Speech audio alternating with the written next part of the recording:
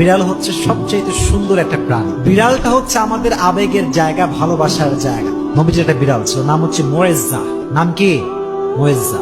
একটা হাদিসে এসেছে, অবাক করা হাদিস। দেখেন, নবীজি একবার ঘরে প্রবেশ করলেন, নবীজির জামা রাখা আছে।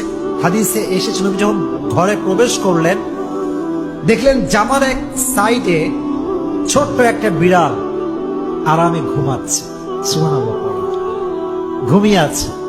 নবী যখন আসলেন, তিনি চাইলে ডাকতে পারতেন যে বিড়াল ওঠো, আমার নামাজের সময় হয়ে গেছে, আমার জামা আমাকে দাও।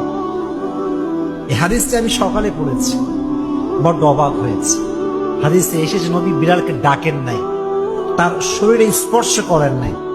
নবীর জামার যে অংশে বিড়ালটা শুয়েছিল, নবী যে ওই অংশটুকু কেটে ফেলেছেন, তবুও বিড়ালকে ডিস্টার্ব করে নাই। সুবহানাল্লাহ।